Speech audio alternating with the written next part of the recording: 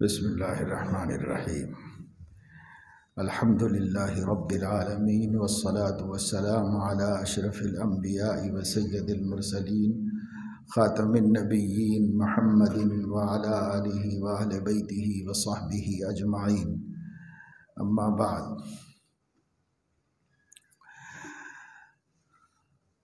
فقد قال اللہ تبارک وتعالی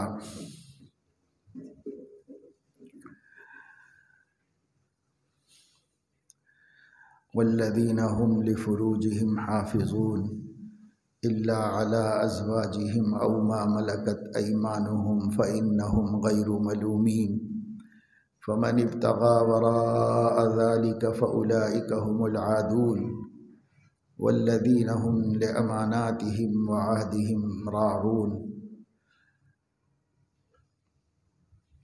صدق اللہ العظیم۔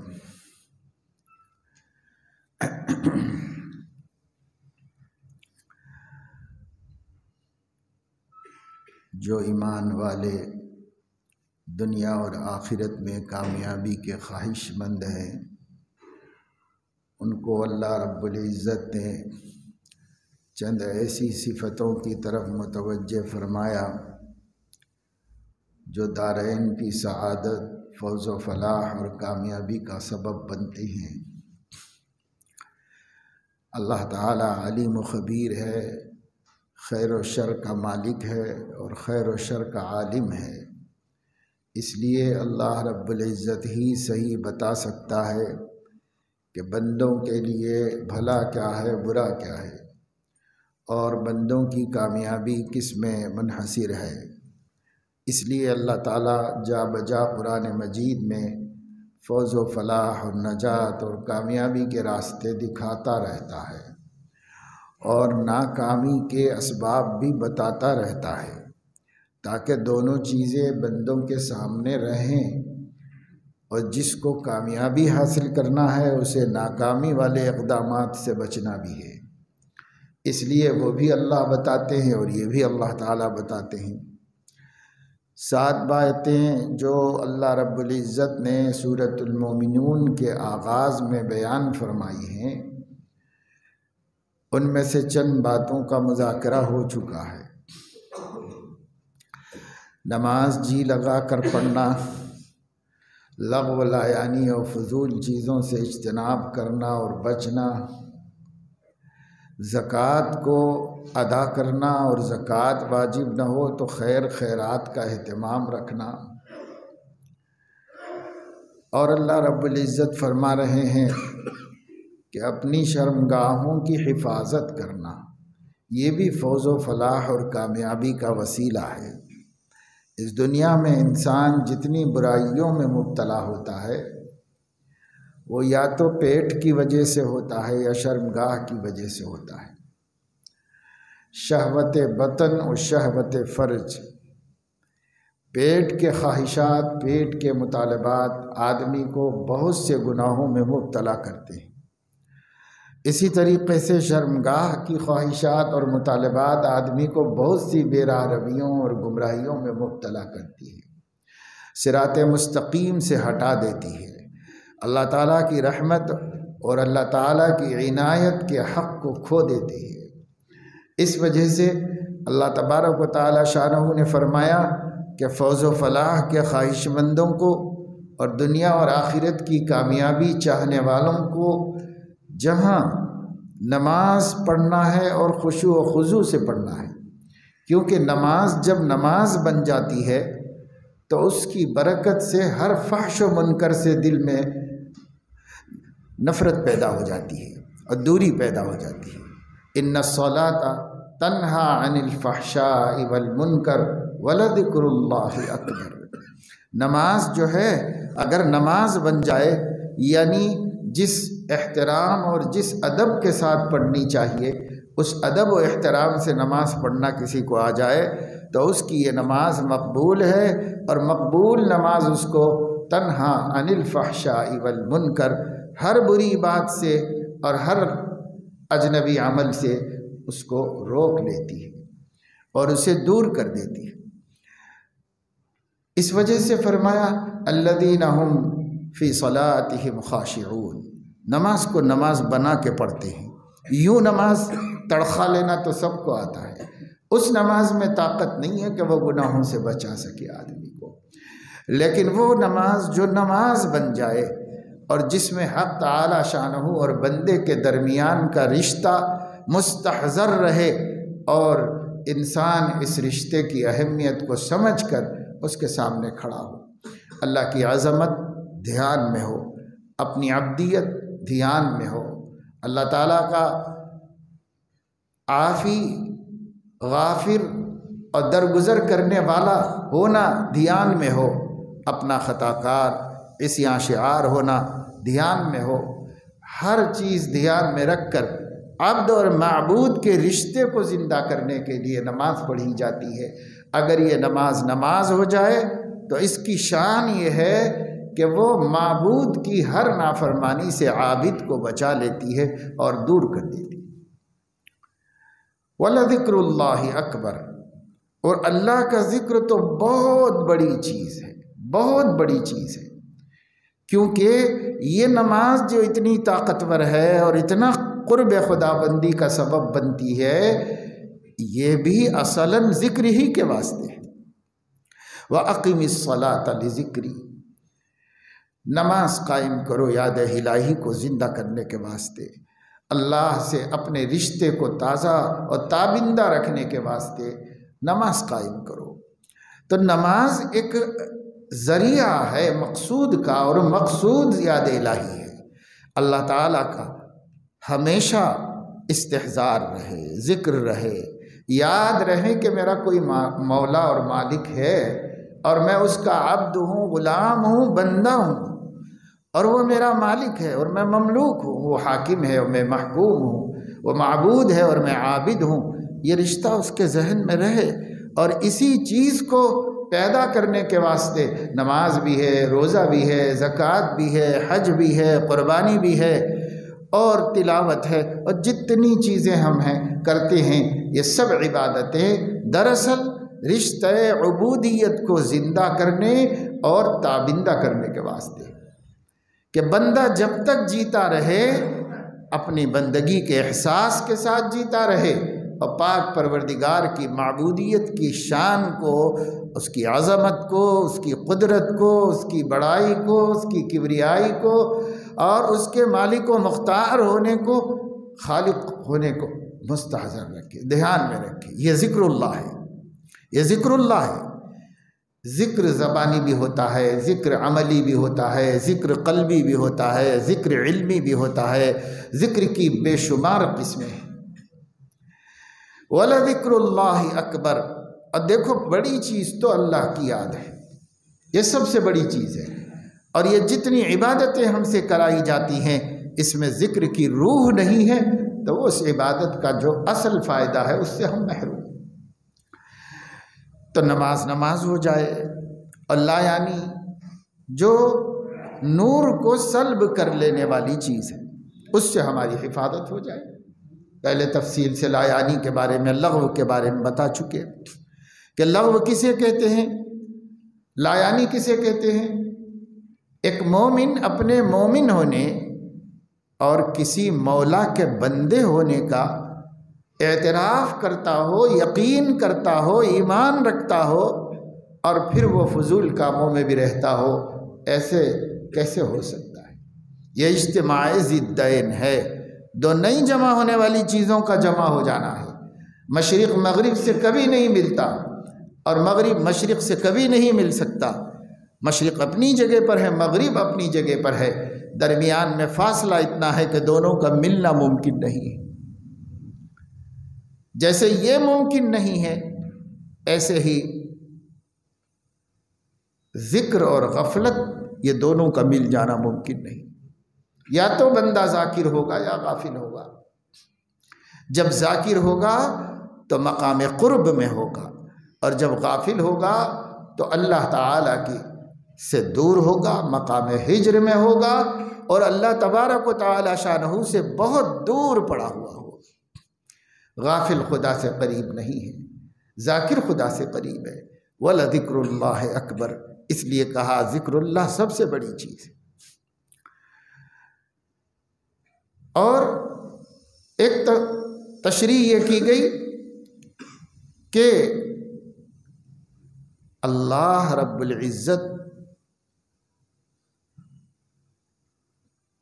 کا جو ذکر ہے وہ سب سے بڑا ہے، سب سے بڑی چیز ذکر اللہ ہے۔ اور ایک تشریح یہ کی گئی کہ سب سے بڑی چیز اس بات کا استحضار ہے کہ اللہ سب سے بڑا ہے، اللہ سب سے بڑا ہے۔ جس بندے کے ذہن میں، دل میں، دماغ میں آٹھوں پہر 24 گھنٹے یہ بات زندہ ہوتی ہے کہ اللہ سب سے بڑا ہے، وہ کائنات کی کسی بڑی سے بڑی طاقت سے مرعوب نہیں ہوتا۔ اللہ اکبر اذان میں رکھا گیا، اللہ اکبر نماز میں رکھا گیا، کیوں؟ اس واسطے کہ نماز یاد الہی کے لیے قائم کی جاتی ہے، اس کے لیے اذان کہی جاتی ہے۔ بس یہ بات یاد دلانا ہے کہ بندو سب سے بڑا خدا ہے، اس کو نہ فراموش کرو۔ جس کا یقین بن گیا اللہ اکبر، اللہ بڑا نہیں ہے، اللہ سب سے بڑا ہے۔ تمہارے مشاہدے میں، تمہارے تجربے میں، تمہارے علم میں، تمہاری معلومات میں، اس کائنات کے اندر جتنی چیزیں بڑی نظر آ رہی ہیں، پھر ان سے بڑی، پھر ان سے بڑی، پھر ان سے بڑی، پھر ان سے بڑی، پوری سائنس سامنے رکھ لو، سائنس سب سے بڑی مخلوق کس کو بتاتی ہے، اس پر پہنچ کر کہو اللہ اکبر، اللہ اس سے بھی بڑا ہے، کیونکہ اس کا خالق بھی وہی ہے۔ مخلوق سے خالق کی کتنی بڑی نسبت ہوتی ہے، کتنا بڑا ہوتا ہے خالق۔ زمین کا کرہ ہے، چاند ہے، سورج ہے، کہکشاں ہے، اور وہ تمام ستارے جو خلا میں گردش کر رہے ہیں، ان ستاروں کی تحقیقات اپنی اپنی عقلوں کے مطابق سامنے آ چکی ہے۔ سب سے بڑی چیز کیا ہے؟ آپ سائنس سے پوچھ لو، معلوم کر لو، سب سے بڑی اپنے وجود کے اعتبار سے کون سی چیز ہے، کون سا سیارہ ہے؟ یہ ہے جب یہ متعین ہو جائے تو مومن کہے گا اللہ اکبر، اللہ اس سے بھی بڑا ہے، اس سے بھی بڑا اللہ ہے۔ اللہ تبارک و تعالی شانہ کو بڑا بڑا بڑا کیوں بار بار کہا جاتا ہے؟ تو ہم لوگ تو کوئی لڑائی جھگڑا فتنہ ہوتا ہے تب کہتے ہیں نعرہ تکبیر اللہ اکبر، تبھی کہتے، تب بھی ذہن میں نہیں ہوتا ہے کہ کیا بول رہے ہیں اور اس کا مطلب کیا ہے، وہ بھی نہیں ہوتا ہے، بس ایک بولنے کا رواج ہے، بولتے ہیں بس، اس سے زیادہ کچھ نہیں جانتے۔ ایک جگہ پروگرام میں نعرے بہت لگ رہے تھے، نعرہ تکبیر اللہ اکبر، میں نے کہا کہ جو نعرہ رزم میں لگانے کا تھا وہ بزم میں لگایا جا رہا ہے، یعنی جو میدان کارزار میں لگانے کا تھا وہ محفلوں میں بیٹھ کے لگایا جا رہا ہے۔ محفلوں میں کیا تکبیر ہے؟ تکبیر تو وہاں ہے جہاں ہمارے نبی نے فرمایا اللہ اکبر خریبت خیبر، خیبر جیسے طاقتور قلعے پر پہنچے، فجر کی نماز کے لیے اذان کا انتظار کیا اور فرمایا کہ اگر بستی میں سے اذان کی آواز ہوتی ہے تو ہم حملہ نہیں کریں گے، کیونکہ جب بستی والا اللہ اکبر کہہ رہا ہے تو ہم اس اکبر سے کیسے مقابلہ کریں گے، ہم نہیں جائیں گے مقابلے کے واسطے۔ انتظار کیا، پوری رات گزاری، فجر کی اذان کی کہیں سے آواز نہیں آئی، تو حضور علیہ السلام نے اذان کہلوائی، فجر کی نماز پڑھائی، اور نماز پڑھانے کے بعد لشکر تیار کر دیا اور فرمایا اللہ اکبر خریبت خیبر، اللہ سب سے بڑا ہے، ہم اس کے نام لیوا ہیں، یہاں کوئی اس کا نام لیوا نہیں ہے، اب برباد ہوگا، تباہ ہوگا، ہمارے زیر نگی ہوگا۔ یہ ہے مقام اللہ اکبر کا۔ لیکن یہاں بیٹھ کے مسجدوں میں محفلوں کے اندر اللہ اکبر لگا رہے، تو یہ کیا ہے؟ خود ہی کو نہیں معلوم کہ اللہ بڑا ہے کہ نہیں بڑا ہے، خود ہی کو نہیں پتا ہے کہ اللہ تعالیٰ کی کیا طاقت ہے۔ نبی پاک صلی اللہ علیہ وسلم نے کس موقع پر یہ نعرہ صحابہ کرام کو دیا؟ اللہ اکبر۔ انا اذا نزلنا صباحت قوم فساء صباح المنذرین، جب ہم کسی قوم کے میدان میں اترتے ہیں تو اس قوم کی یہ سب سے بری صبح ہوتی ہے اور یہ سب سے برا موقع ہوتا ہے جب ہم اترتے ہیں۔ تو وہ ہم کون تھے؟ وہ جو اللہ کو بڑا ماننے والے، وہ جو اللہ کو بڑا جاننے والے، وہ جو اللہ سے بڑی طاقت کا تصور ہی نہیں رکھتے تھے، وہ جن کی نظر میں کوئی طاقت نہیں تھی، جسے وہ تارے عنکبوت سمجھتے تھے، مکڑی کا جالا سمجھتے تھے، اللہ کی طاقت کے مقابلے میں ان لوگوں کے لیے ہے۔ ہم جہاں پہنچتے ہیں اگر وہاں برے لوگ ہیں تو ان برے لوگوں کے لیے یہ بری صبح ثابت ہوتی ہے۔ توبہ کرتے ہیں تو ٹھیک ہے، نہیں کرتے ہیں تو پھر ان کے لیے یہ برا دن ہوتا ہے۔ تو میں یہ عرض کر رہا ہوں کہ یہ اللہ کا ذکر ہے جس سے ہم محروم ہیں۔ وَلَذِكْرُ اللَّهِ أَكْبَرُ وَلَذِكْرُ اللَّهِ أَكْبَرُ، اللہ کو جانتے نہیں، اب بیٹھے ہوئے ہیں ذکر کی مجلسیں لگا کر کے۔ آج کل ایک فتنہ تقریباً ہندوستان بھر میں چل رہا ہے، ہمارے جنوب کے علاقوں میں بھی بہت تیزی سے پھیل رہا ہے، وہ یونس گوہر شاہ کا فتنہ ہے، اور وہ لوگوں کو بٹھا کے ذکر کراتا ہے، اور ذکر بھی مشرکانہ کراتا ہے، اور اسی ذکر کو ایمان کہتا ہے، اسی کو دین کہتا ہے، اسی کو سب کچھ کہتا ہے۔ بڑی تعداد میں لوگ جگہ جگہ اس شخص کی باتوں سے دھوکہ کھا کر مرتد ہو رہے ہیں اور ایمان کو چھوڑ کر شرک میں جا رہے ہیں۔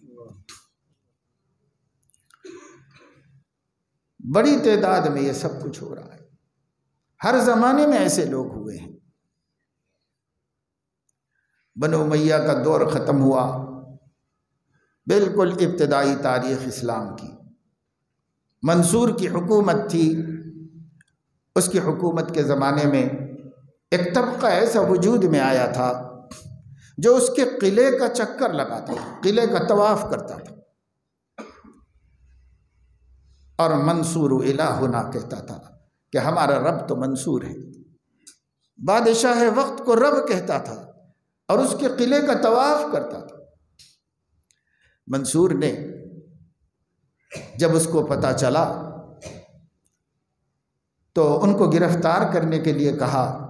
200 آدمی تھے، ان کو جیل میں بھیج دیا۔ 200 آدمیوں کو جب جیل میں قید کر دیا تو ان خیالات کے لوگ اندر اندر اتنے پیدا ہو چکے تھے کہ خود بادشاہ کو بھی پتہ نہیں تھا، اور 400 آدمی وہ ایک مصنوعی جنازہ بنا کر کے، کوئی جنازہ نہیں تھا، بس ایسے ہی ایک جنازہ تیار کر کے جنازے کی مشاہد کے طور پر جنازہ لے کے نکلے۔ عام آدمی یہ سمجھے کوئی بستی میں کوئی مر گیا ہوگا، جنازہ لے کے جا رہے ہیں لوگ۔ اس جنازے کے ساتھ جیل خانے پر پہنچے، جنازہ تو کچھ تھا نہیں، اس کو پھینک دیا اور جیل کی سلاخیں توڑ کر کے اپنے 200 آدمی کو نکال لے گئے۔ بادشاہ کو پتہ چلا کہ 600 آدمی ہیں جو خدا کے بجائے خلیفہ کو خدا سمجھتے ہیں، اپنا رب مانتے ہیں، اپنا الہ کہتے ہیں، اس کی بندگی کرتے ہیں۔ تو منصور خود نکلا اور 600 کے 600 کا تعاقب کر کے انہیں گھیرے میں لے کے سب کو صفحہ ہستی سے مٹا دیا۔ تو فتنے آج سے نہیں ہیں، فتنے روز اول سے چل رہے ہیں، آج بھی یہ فتنہ ہے۔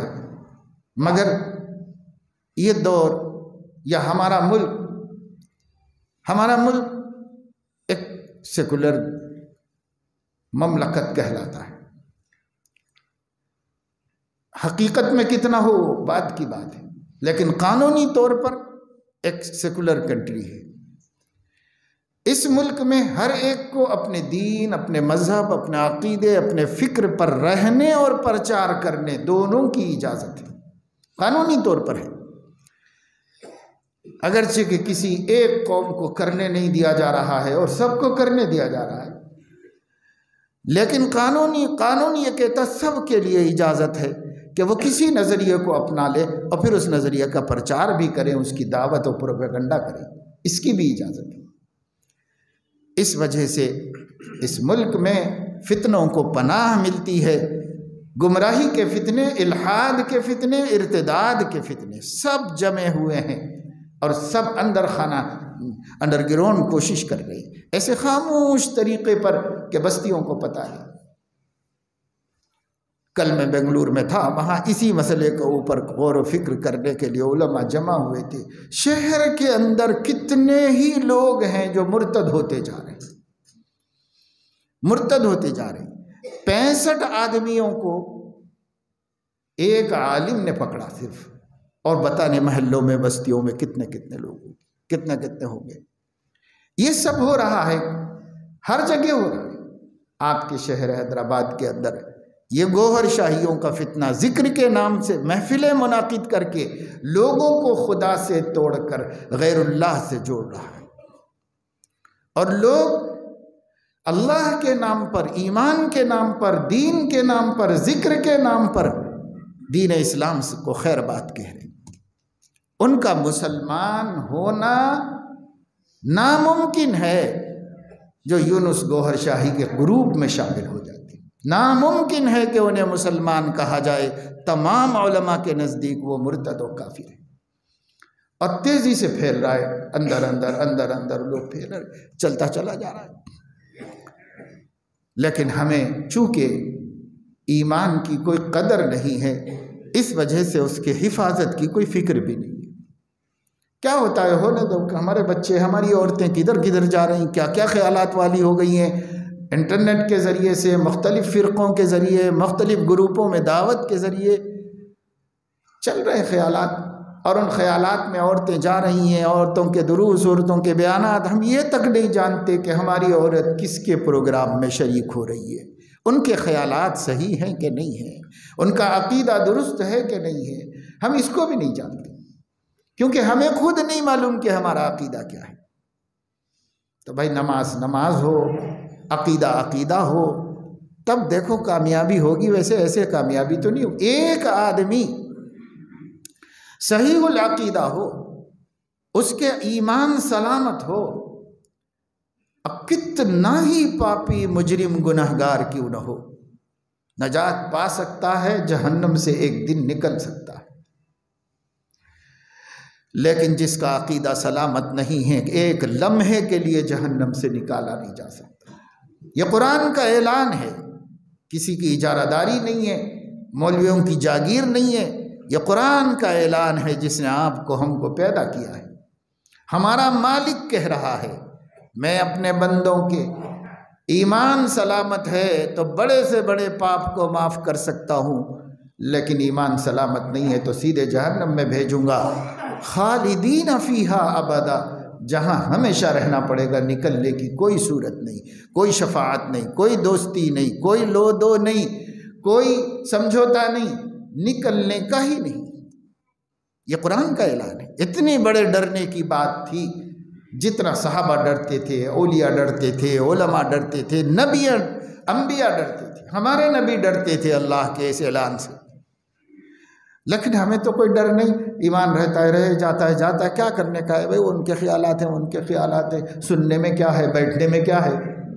حالانکہ قرآن کہتا ہے لا تقعدوا معهم حتى يخوضوا في حديث غيري، اہل باطل کی محفلوں میں بیٹھنا بھی جائز نہیں تمہارے واسطے، اہل باطل کی مجلسوں میں شرکت بھی جائز نہیں، لٹریچر پڑھنا بھی جائز نہیں، سائٹ ریسرچ کرنا بھی جائز نہیں، کہیں جاؤ سرچ کرو، ریسرچ کرو، کچھ بھی کرو، جائز نہیں ہے جب تک یہ پتہ نہ چلے کہ یہ صحیح العقیدہ موحد متبع سنت اہل السنت والجماعت کے عقیدے پر قائم ہے، جب تک یہ پتہ نہ چلے اس وقت تک کسی کی سائٹ پر جاؤ، نہ کوئی سرچ کرو، نہ کوئی ریسرچ کرو، نہ سنو نہ بولو، ورنہ یہ ہوگا جو اب ہو رہا ہے، بستیاں ہدایت سے ہٹتی چلی جا رہی ہیں۔ ہم لوگ مسجد میں آئے ہوئے چند ٹوپیوں کو اور چند داڑیوں کو دیکھ کے بہت خوش ہے، ماشاءاللہ مسجدیں بھر رہی ہیں، ماشاءاللہ شاندار عمارتیں مسجدوں کی بن رہی ہے، ماشاءاللہ کیا کہنے، کبھی مسجد بھی اتنی قیمتی نہیں رہی تھی ہوگی، آج مسجد کے ٹوائلٹ بلاک اس سے زیادہ خوبصورت، شاندار، صاف ستھرے، قیمتی، لاکھوں کا روپیے سے ہمارے موتنے ہگنے کی جگہ بن رہی ہے۔ لیکن ہدایت کا کیا ہو رہا ہے، ایمان کا کیا ہو رہا ہے، کوئی پرواہ نہیں ہے، کوئی فکر نہیں، وہ رہے نہ رہے کیا کرنا۔ مسجد میں نماز پڑھ رہا ہے، امام کے پیچھے پابندی سے جماعت کے ساتھ نماز پڑھتا ہے، خود شکیل کو عیسیٰ سمجھتا ہے اور دوسروں کو گمراہ کر رہا ہے۔ ہماری مسجد کا مصلی ہے، ہمیں کیا ہے، جب کوئی آتا ہے آنے دو، نماز پڑھ رہا بھائی، نمازی آدمی ہے، کیا نمازی آدمی ہے، مسجد میں اس لیے آ رہا ہے کہ مسجد کے کچھ مصلیوں کو بھٹکا دے اور ایمان سے محروم کر دے۔ زلف ہیں، داڑھی ہے، اونچی شلوار ہے، پورا سراپا سنت کے مطابق ہے، اور شکیل کو عیسیٰ مسیح سمجھتا ہے اور اس منحوس پر ایمان لایا ہے اور اپنے نبی کے ایمان سے دستبردار ہو گیا ہے، اور آپ کی مسجدوں میں نماز پڑھ رہا ہے، اور آپ کہہ رہے ہیں کہ بھائی بڑا نیک آدمی معلوم ہوتا ہے، نماز کا پابند ہے، بہت دیندار ہے۔ کیوں دیندار ہے صاحب؟ زلفیں رکھا ہوا ہے، داڑھی رکھا ہوا ہے، اس لیے دیندار ہے۔ اور ایمان تو ایمان غارت ہو چکا، اس کی کوئی پرواہ نہیں ہے۔ بھائی ہوشیار رہو، چوکنا رہو، ہم جو حالات دیکھ رہے ہیں اس ملت کے، ایسا برا وقت اس ملت پہ نہیں آیا ہے۔ حکومتیں، قومیں آپ کی مخالف ہیں، وہ تو دکھ ہی رہا ہے، لیکن اسلام کے نام پر اٹھنے والے فتنے آپ کے ایمان کو بھی غارت کرنے کے پیچھے پڑے ہوئے ہیں۔ ہمارے بچے کدھر جا رہے ہیں، ہمارے نوجوانوں کے کالجز میں ساتھی کون ہیں، کون ان کو کس چیز کی دعوت دے رہا ہے، کون کہاں لے کے جا رہا ہے، ہماری بیٹیاں کس کے ساتھ پھر رہی ہیں، کیا کر رہی ہیں، ہمیں کچھ پتہ نہیں۔ شکیل کا فتنہ تو نہایت تعلیم یافتہ طبقے میں چل رہا ہے، اسکولوں میں، کالجز میں، یونیورسٹیز میں، عورتیں بھی کام کر رہی ہیں، مرد بھی کام کر رہے ہیں، لیکچررز ہیں، تعلیم یافتہ لوگ ہیں، اور وہ کام کر رہے ہیں، اور حالت یہ ہے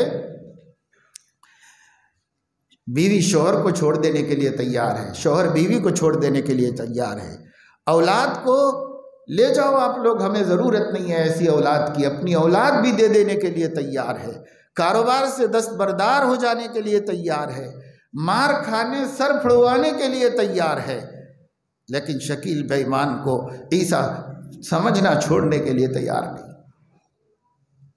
یہ روز سامنے آ رہے واقعات، کچھ بھی کر لو آپ ان کے ساتھ، لیکن وہ اپنا اس عقیدے کو چھوڑنے کے لیے تیار۔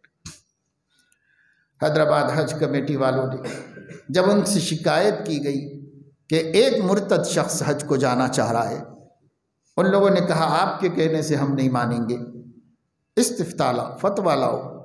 فتویٰ جامعہ نظامیہ سے، دارالعلوم حیدرآباد سے، حیدرآباد کے بڑے دارالفتاؤں سے فتویٰ لے کر پہنچایا گیا۔ حج کمیٹی کی چیئرمین نے اس کو بلایا اور کہا کہ کیا آپ کے ایسے ہی عقیدے ہیں جو یہ فتوے میں بتائے گئے؟ کہا ہاں میں یہی عقیدہ رکھتا ہوں۔ کہ اپنے قلم سے لکھ کے دو، قلم سے لکھ کے دیا کہ اورنگ آباد کے قصبہ بڑے گاؤں میں جو شکیل بن حنیف رہتے ہیں وہ عیسیٰ مسیح ہیں اور ان کا نزول ہو چکا ہے، ہم اس پہ بیعت کر چکے ہیں، ہم ان پر ایمان لا چکے ہیں، اب ہم اس سے ہٹنے کے لیے تیار نہیں۔ خود قلم سے لکھ کے دیا۔ جب اس نے خود اپنے ہاتھ سے لکھ کر دیا تو چیئرمین نے کہا بھائی جب یہ بات ہے تو جب اسلام اور مسلمان آپ کو مسلمان نہیں سمجھتے تو ہم حج کی کارروائی نہیں کریں گے، آپ کی کارروائی روک دیتے ہیں۔ تو کہنے لگا کوئی بات نہیں، پیپرز واپس کر دیجئے، اللہ کے نبی بھی عمرے کے لیے گئے تھے تو مکے والوں نے واپس کر دیا تھا، ہمیں ایک سنت پہ عمل کی توفیق ہو جائے گی۔ یہ کہہ کر کاغذات واپس لے لیا، لیکن ہٹنے کے لیے تیار نہیں اپنے عقیدوں سے۔ یہ عورتوں میں پھیل رہا ہے فتنہ، مردوں میں پھیل رہا ہے، جوانوں میں پھیل رہا ہے۔ ہم لوگوں کو شعور نہیں ہے ہم دو دو کوڑی کی حفاظت کر رہے ہیں، اپنے گھر اپنے مکان کی حفاظت کر رہے ہیں۔ اگر بچے دیوار پہ لکھتے ہیں تو غصہ آتا ہے اور کہتے ہیں کہ دیواریں خراب کر رہے ہو، اٹھاتے ہیں دو لگاتے ہیں بچوں کو اور سکھانا چاہتے ہیں کہ مت خراب کرو، کیونکہ آپ کی گاڑی آپ کی محنت کی کمائی سے بنی ہوئی دیوار ہے، نقصان ہو رہا ہے۔ بچے دیوار پر لکھ کے دیوار خراب کریں، دروازے خراب کریں، ماں باپ کو احساس ہو رہا ہے نقصان کا، لیکن بچے اپنا ایمان غارت کریں تو ماں باپ کو کوئی احساس نہیں، دین چھوڑ دیں احساس نہیں، بے نمازی ہو جائیں کوئی احساس نہیں، غیر مردوں کے ساتھ جوان بیٹیاں پھرتے رہیں، نہ بھائی کے دل پہ بجلی گرے، نہ ماں باپ کو اپنے کمانے سے فرصت ملے، ٹھیک ہے چل رہا ہے چلتا ہے، کلچر ہے چلے گا۔ ایسی قوم پر اللہ کی مدد کیسے آئے گی بھائی؟ اس لیے بڑی ذمہ داری ہے ہم وہ صفات اختیار کریں جن صفات پر ہماری نجات کا مدار رکھا گیا ہے۔ نماز خشوع خضوع کے ساتھ پڑھنا، بیکار کام چھوڑ دینا۔ آج مسلمان جتنا بیکار گزار رہا ہے ٹائم، شاید ہی کوئی قوم اتنا بیکار گزار رہی ہوگی۔ کفر والے، شرک والے، بے ایمانی والے اپنے اوقات کو اپنے غلط مذہب کے پرچار ہی میں صحیح گزار رہے ہیں، کچھ نہ کچھ کرنا سوچ رہے ہیں، پلاننگ کر رہے ہیں، دنیا بنا رہے ہیں، اپنے دین کے اپنے مذہب کے پیچھے پڑے ہوئے۔ ہم لوگوں کو دنیا کمانے کا سلیقہ بھی نہیں ہے، کاروبار کی فکریں بھی نہیں ہے، محنت مزدوری کرنا، فن ہنر سیکھنا اور اس کے ذریعے دوسرے کی محتاجی سے نکل جانا، اپنے پیر پہ کھڑے ہو جانا، یہ بھی ہم لوگوں کو سکھایا نہیں جا رہا ہے۔ کتنے بیکار ہیں جن کے چوپالوں پر، چبوتروں پر راتیں کٹ جا رہی ہے،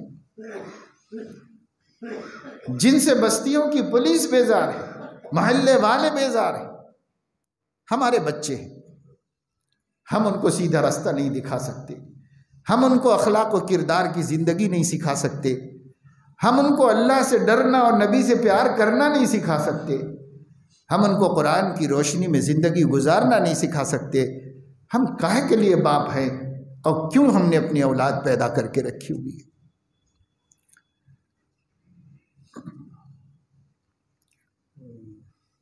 بہت بھونڈا جواب ہے اور بہت بری بات ہے اور بڑی بے ادبی اور گستاخی ہے، لیکن آپ غور کیجیے، ایک جوان پر ان کے ماں باپ نے تنبیہ کی، ڈانٹ ڈپٹ کی اور غصہ کیا، بد اخلاقی اور بدحالی اور یہ حرکتیں، ماں باپ سے گستاخیاں، بدتمیزیاں، اس کے اوپر ناراض ہوئے اور خفا ہوئے، تو ان کا کہنا ہے، باپ کا کہنا ہے کہ بیٹا کہہ رہا ہے کہ کیوں آپ ہی لوگوں نے اپنی خواہشات پوری کرنے کے لیے ہم کو پیدا کیا ہے، اپنی خواہشات پوری کرنے کے لیے کیوں ہم کو پیدا کیا ہے؟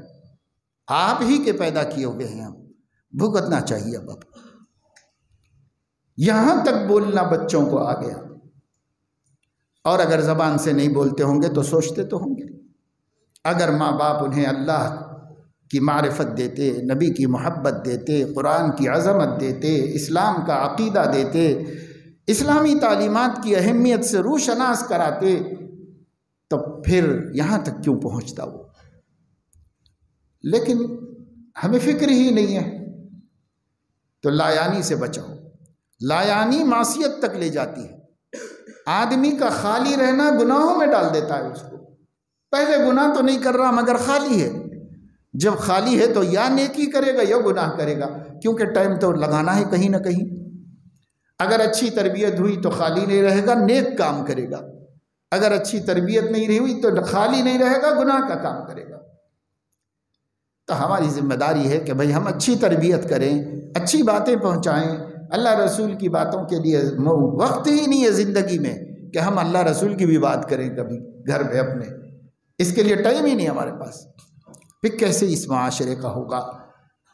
اب تک تو ہم کہتے تھے کہ بھئی بچے گناہ گار ہو گئے ہیں، معاشرہ خراب ہو گیا ہے، نوجوان بچے بچیاں آپس میں روابط، تعلقات، بے پردگی، بے حجابی اور اس سے بھی آگے بڑھ کر بدکاریوں تک بھی پہنچے ہوئے ہیں، سب کچھ چل رہا ہے، جہاں پیسہ ہے پیسے کے نشے میں، اور جہاں جہالت ہے جہالت کے نحوست سے یہ کام چل رہے، اور آزادی سے چل رہے، کوئی پرسان حال نہیں ان لوگوں کا، سب چل رہا ہے ہمارے سماج کے اندر۔ تو ہم کہہ رہے چلو گناہ ہے، گناہ کر رہے، اب تو لالے پڑ گئے ایمان کے بھی، کہ ایمان بھی نہیں تو پھر اب گناہ کیا ہے۔ پہلے کہ کہا جا سکتا چلو بھئی کتنے بھی گناہ گار ہوں گے ایمان والے تو ہیں، اب تو ایمان کے دشمن بھی چوطرف سے کھڑے ہوئے، کیسے کیسے فتنے وجود میں آ رہے ہیں، کہاں کہاں سے نکل رہے ہیں۔ پہلے اپنے اپنے علاقوں میں وجود میں آتے تھے، اسی علاقے میں کچھ لوگوں کو ڈس کے یہ سانپ مر جاتا تھا۔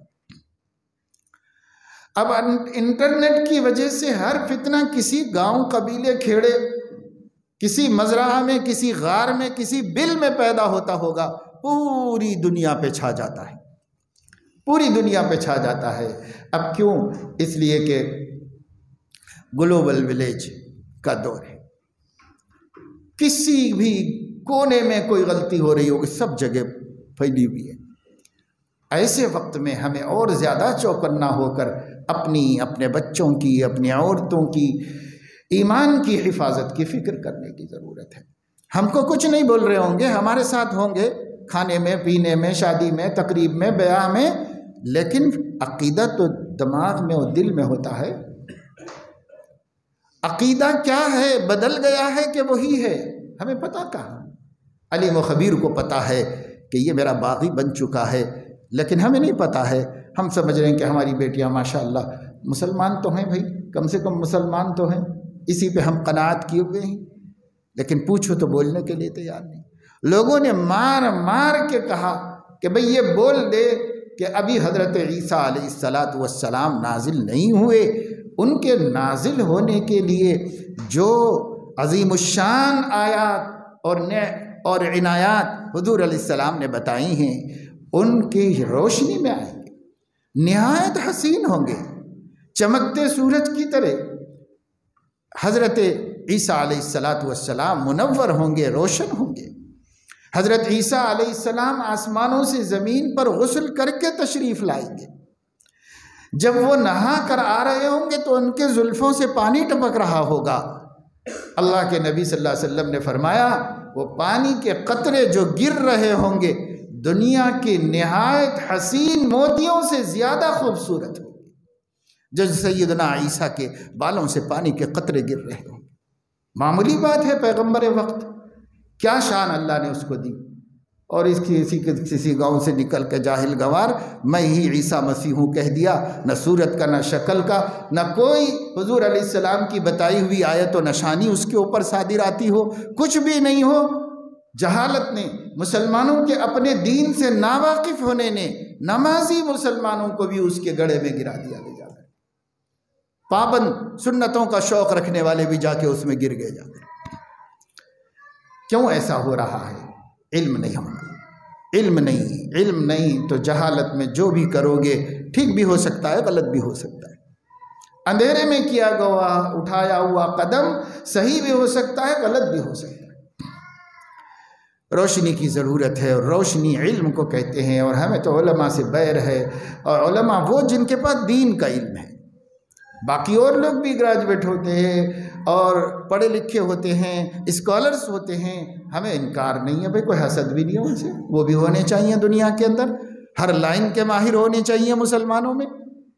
لیکن آخرت بچانے کے لیے جو علم ہے وہ آپ کے پاس نہیں ہے، ڈاکٹر کے پاس نہیں ہے، انجینئر کے پاس نہیں ہے، سائنٹسٹ کے پاس نہیں ہے، ٹیکنالوجسٹ کے پاس نہیں ہے، وہ عالم کے پاس ہے۔ محتاج بننا چاہیے، اور جہاں جو چیز ہے وہاں سے لانا چاہیے۔ آپ جیسے بیماریوں کے لیے طبیب سے رجوع ہوتے ہیں، بلڈنگ بنانے کے لیے انجینئر سے رجوع ہوتے ہیں، تو آپ غلط نہیں کرتے، بالکل صحیح کرتے ہیں۔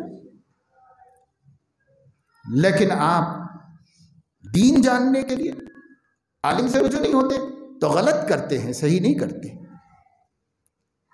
اس لیے جہاں علم ہے وہاں سے لو، جہاں علم ہے وہاں سے لو۔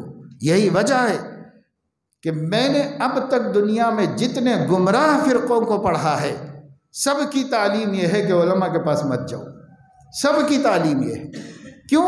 وہ جانتے ہیں کہ یہاں صحیح غلط کی پہچان ہو جاتی ہے، وہاں مت جاؤ۔ یہ شکیل بھی کہتا ہے کہ اس زمانے کے علماء سو ہیں، میرے اوپر ایمان لانے والا کسی عالم سے کبھی بات نہ کرے۔ یہ وصیت کر کے بھیجتا ہے، کیوں؟ جہاں علم ہے وہاں کھرا کھوٹا سامنے آ جائے گا، دودھ پانی الگ ہو جائے گا، حق اور باطل میں تمیز ہو جائے گی۔ اس لیے علم کے پاس مت جاؤ، چراغ کے پاس مت جاؤ، روشنی کے پاس مت جاؤ۔ ہر باطل علماء سے کاٹتا ہے، کیونکہ کتاب اللہ و سنت رسول اللہ کا ذخیرہ ان کے پاس ہے۔ سمجھو اس بات کو، یہ مت سمجھو کہ ہم مولوی لوگ چاہ رہے ہیں کہ لوگ ہمارے معتقد ہو جائیں، نہیں، بالکل نہیں۔ آپ معتقد تو ہم خود معتقد بنانا چاہتے ہیں، اللہ کا، اس کے رسول کا، اور اس کا فرما بردار اور اس کا متبع بنانا چاہتے ہیں۔ ہمارا کیا کرو گے بن کے؟ اللہ کے بنانے کے واسطے کہہ رہے ہیں۔ اللہ ہی نے یہ طریقہ رکھا ہے، اللہ ہی نے یہ طریقہ سکھایا۔ صحابہ کو نبی سے جوڑا، تابعین کو صحابہ سے جوڑا، تبع تابعین کو تابعین سے جوڑا، فقہا کو تابعین و صحابہ سے جوڑا، محدثین کو احادیث سے جوڑا۔ سب علم کی روشنی کے اندر ایمان بچا کر لے گئے ہیں۔ آج ہم علم کو چھوڑ کر کے ایمان بچا رہے ہیں۔ اور اگر کسی کو شوق بھی ہے تو وہ میں کہتا ہوں کہ آج کل استاذ الکل اس کا نام میں نے رکھا۔ استاذ الکل وہ گوگل، وہ سارے استادوں کا بڑا استاد ہے۔ سب کہہ رہے یہاں سے لو علم، سب کہہ رہے یہاں سے لو۔ ارے کیا مولویوں کے پیچھے پھرتے ہو؟ یہاں دیکھو، یہ سائٹ پہ چل جاؤ، یہ سائٹ پہ چل جاؤ۔ کون سا سائٹ جائے؟ سرور عالم صلی اللہ علیہ وسلم نے ایک لکیر کھینچی لمبی زمین کے اوپر، اور اس کے داہنے بائیں بہت سی لکیریں کھینچ دی، اور حضور علیہ السلام نے فرمایا یہ جو بیچ کا راستہ ہے، یہ بیچ کی لکیر، یہ صراط مستقیم ہے، یہ قرآن کا راستہ ہے، یہ حبل اللہ المتین ہے، جس پر اللہ کا نبی کھڑا ہوا ہے اور وہ دعوت دے رہا ہے۔ یہ راستہ ہے، یہ جنت تک پہنچاتا ہے۔ یہ دائیں بائیں جو راستے ہیں بہت خوبصورت ہے، بڑے دھوکہ دینے والے ہیں، مزخرف ہیں، یعنی نقش و نگار سے خوبصورت بنا دیے گئے ہیں۔ اس پر مت جاؤ، اس پر بڑے خوبصورت داعی کھڑے ہوئے ہیں اور تمہیں ادھر بلا رہے، کوئی ادھر بلا رہا ہے، کوئی ادھر بلا رہا ہے۔ کسی بھی طرف پلٹ جاؤ گے تو پھر تم جہنم ہی میں جاؤ گے۔ اور یہ جو راستہ میں نے دیا ہے، ان ھذا صراطی مستقیما فلا تتبعوه، ان ھذا صراطی مستقیما فاتبعوه ولا تتبعوا السبل فتفرق بکم عن سبیلی۔ ایک راستہ میں نے دیا ہے، غلط راستوں کو سبل فرمایا جو ہزاروں لاکھوں ہو سکتے ہیں، سیدھے راستے کو صراط فرمایا جو ایک ہی ہو سکتا ہے، اور وہ راستہ ہے اہل السنت والجماعت کا۔ اہل السنت والجماعت کا کوئی بھی کہے ہم اہل السنت والجماعت ہیں، یہ بھی کافی نہیں ہے۔ آپ کو تھوڑا علم حاصل کر کے جاننا ہوگا کہ اہل السنت والجماعت کس کو کہتے ہیں اور ان کے بنیادی عقائد کیا ہیں۔ ہم اس پہ ہیں یا نہیں ہیں؟ اگر نہیں ہے تو صحیح ہو جانا چاہیے زندگی میں، اور اگر ہیں تو اللہ کا شکر بجا لانا چاہیے اور مضبوطی سے جمے رہنا چاہیے اور دوسروں کو دعوت دینا چاہیے۔ لیکن پتہ کیسے چلے گا بھائی؟ پتہ کیسے چلے گا؟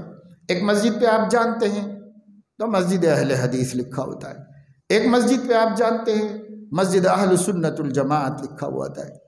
اب تو میں ایک جگہ گیا کرناٹک میں، تو مجھے مسجد کی ضرورت تھی، تو میں نے لوکیشن دیکھنا چاہا قریب میں کون مسجد ہے، مغرب کا وقت قریب ہو رہا ہے، ختم ہو رہا تھا عصر کا، تو مسجدیں ڈالا میں، مساجد کا ایپ ڈال کر مسجدیں، تو بہت ساری مسجدوں کے قرب و جوار میں نام آتے گئے، ہر مسجد کے ساتھ نام، مسجد کا نام، اور اس کے نیچے بریکٹ میں لکھا ہوا ہے کہ مرکز نظام الدین سے ریلیٹڈ۔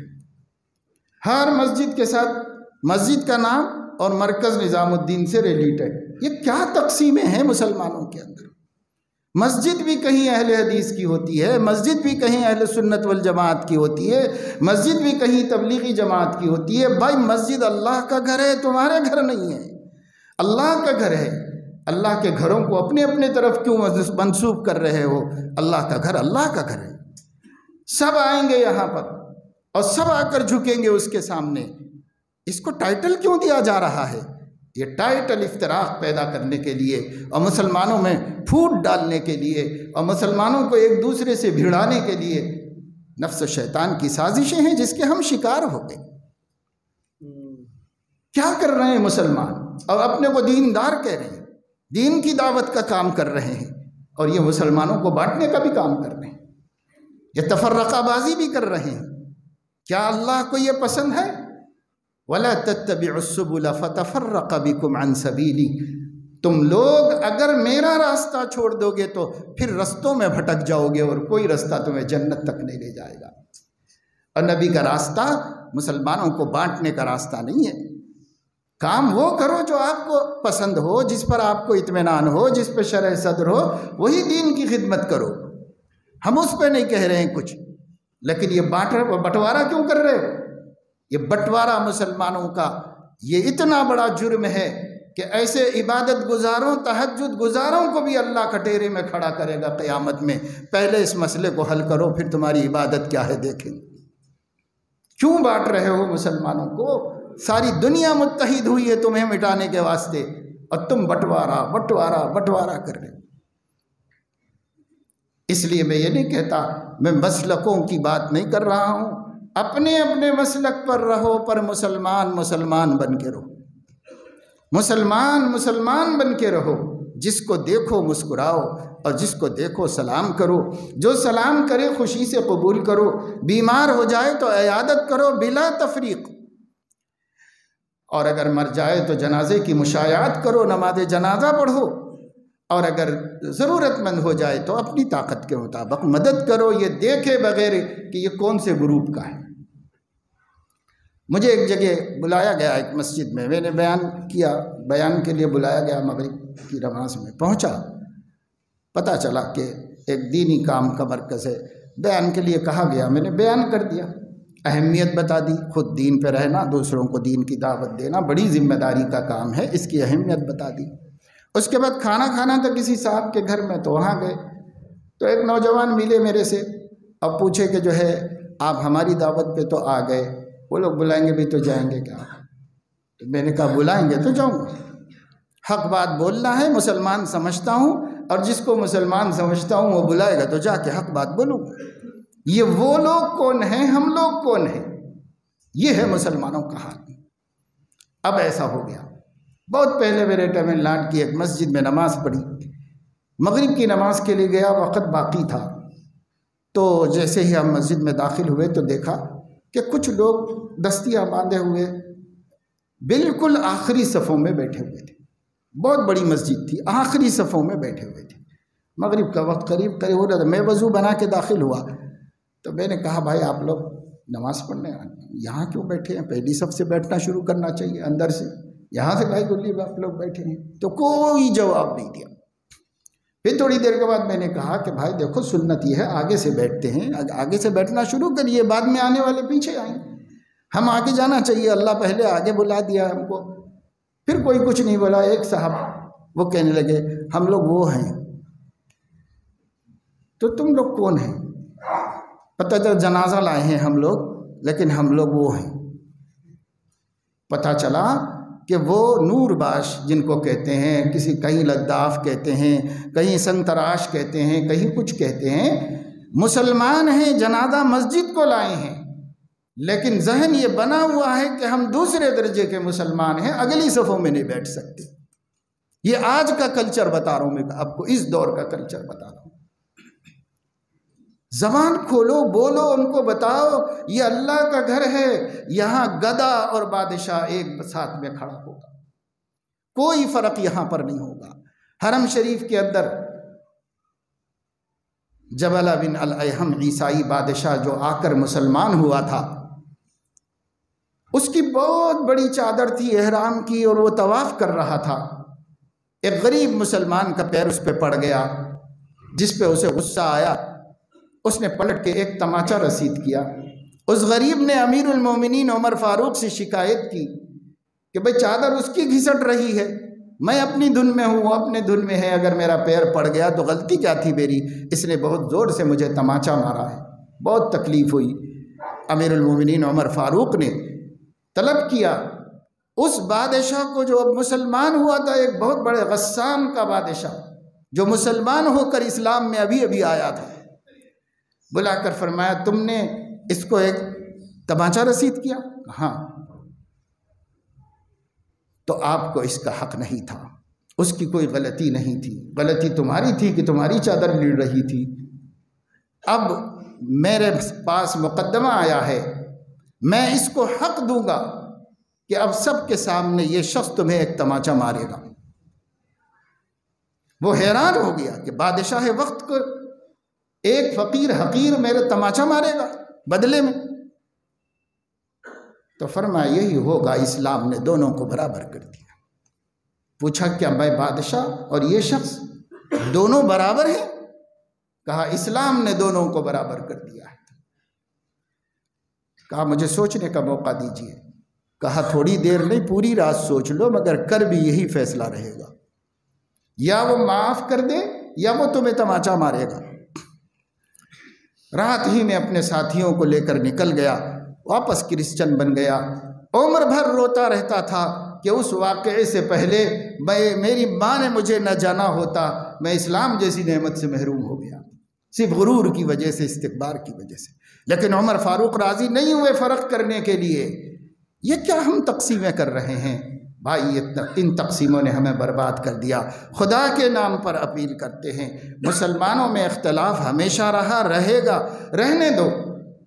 وہ جانے جو اختلاف کر رہے ہیں کہ کون حق پر ہے کون ناحق ہے، لیکن آپس میں مسلمان بن کر رہو۔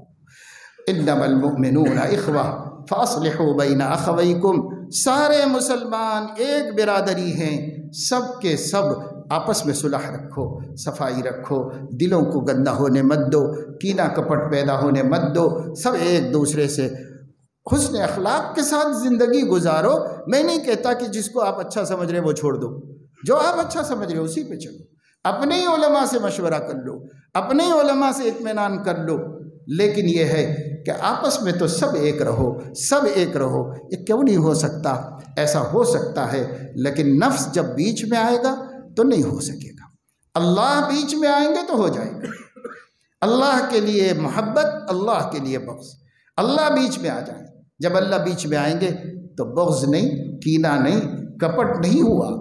لوگوں نے کہا صحابہ میں بھی ہوا، لیکن صحابہ کرام نے ایک دوسرے کے احترام میں رتی برابر کمی نہیں کی، ایک دوسرے کی محبت و خلوص میں کمی نہیں کی۔ یہ بٹوارا آج ہماری تباہی و بربادی کا سبب ہو گئے۔ ہم دنیا کی 1/4 آبادی ہو کر ان قوموں سے بدتر ہو گئے جو مٹھی بھر ہے تعداد کے اعتبار سے، ان سے بھی بدتر ہو گئے ہم، کیونکہ جب ہم ٹوٹے ہوئے ہمارے دل ایک دوسرے سے برگشتہ ہے تو ہم کیسے طاقتور ہو سکتے ہیں؟ تو میرے عزیزوں، دوستوں، بزرگوں، میں ان صفات 7 کی بات کر رہا تھا، لیکن چونکہ ایک ایسے دورے سے آیا جہاں بڑی خبریں، اتنی خبریں، دل خراش خبریں مسلمانوں کے مرتد ہونے کی اور مسلمانوں کے رستے سے بھٹک جانے کی سن کر کے، تو وہی مضمون میرے ذہن میں آ گیا، وہی باتیں میں نے آپ کے ساتھ شیئر کی، آپ کے سامنے رکھی، تاکہ ہمارے کم سے کم ہمارے مسلی تو فکر مند ہو جائیں۔ اپنے ایمانوں کی حفاظت، بچوں کے ایمان کی حفاظت، عورتوں کے ایمان کی حفاظت، سب لوگ اس کو نمبر 1 پر اپنی فکروں میں رکھیں۔ اس سے بڑی کوئی فکر آپ کو نہ ہو۔ لا تجعل الدنیا اکبر ہمنا ولا مبلغ علمنا ولا غایت رغبتنا۔ حضور نے دعا کی کہ اللہ سب سے بڑی فکر مجھے، سب سے بڑا غم دنیا مت بنائیے، سب سے بڑا غم دین کا بنائیے، دین کی فکر سب سے بڑی فکر بنا دیجئے۔ آج ہمیں اس کی فکر کی بہت ضرورت ہے۔ اپنے بچوں کو اگر ماشاءاللہ صحیح العقیدہ ہیں، ایمان پہ ثابت ہیں، تو ان کو بد اخلاقیوں سے بچائیے، زمانے کے حالات سے بچائیے، نشہ اور زنا سے بچائیے، اور اگر عقیدوں کا بھی مسئلہ ہے تو بڑی نگرانی کیجیے، حفاظت کیجیے، خود دین سیکھیے، اپنے گھر میں سب کو دین سکھائیے، اس کی فکر کیجیے، اور گھر میں تعلیم ہو، اور تعلیم بھی ایسی ہو جس سے عقیدہ بھی بنے، جس سے اعمال بھی درست ہوں، جس سے اخلاق بھی درست ہوں، جس سے حقوق و فرائض کا بھی پتہ چلے، ایسی تعلیم، جس مکمل تعلیم، پورے دین کی تعلیم ہمارے گھروں کے اندر ہونا چاہیے۔ اسی سے خطرے ٹلیں گے، نہیں تو خطرے منڈلائیں گے، نہیں ہمارے گھروں میں گھس جائیں گے، ہمارے بچوں کو لے جائیں گے خطرے، اور لے جا رہے ہیں۔ ایسے ایسے لوگوں کے واقعات ہیں کہ ہم ان کو بیان بھی نہیں کر سکتے۔ میرے دوستو، میں اتنی عمر گزارا ہوں، تاریخ پر مسلمانوں کے گزشتہ 50 سال پر نظر ہے، بڑے بڑے مشائخ کی اولاد، بڑے بڑے محدثین کی اولاد اس ملک کے اندر جن کی تحقیقات کی وجہ سے حق محفوظ ہے، ان کے گھر کے لوگ گمراہ ہوئے ہیں اور مرتد ہوئے ہیں اور ملحد ہوئے ہیں۔ آنکھوں نے دیکھا ہے، کانوں نے سنا ہے، تجربہ آپ کو میں بتا رہا ہوں۔ کیسے سمجھیں کہ میرے گھر میں نہیں ہوگا؟ بہت ڈرنے کا مقام ہے۔ غنی عن العالمین ہے اللہ تعالیٰ، اللہ تعالیٰ کی استغنا سے ڈرو۔ ہم مستغنی بن رہے، اللہ مستغنی ہے، ہم محتاج ہیں، ہم محتاج ہی رہیں، محتاج ہی بن کے دکھائے اللہ کو۔ اللہ پاک اپنے فضل و کرم سے ہمیں توفیق عمل نصیب فرمائے، اور اللہ رب العزت ہمیں ہر طرح کی گمراہیوں سے ہم کو، ہمارے بچوں کو، ہماری بیویوں کو، ہمارے گھر والوں کو، رشتہ داروں کو، دوستوں کو، سب کو اللہ محفوظ رکھے، اور سب کو اللہ رب العزت صراط مستقیم پر ثبات اور استقامت نصیب فرمائے، حسن نیت، حسن عمل اور حسن خاتمہ کی دولت سے سرفراز فرمائے۔ آمین و آخر دعوانا۔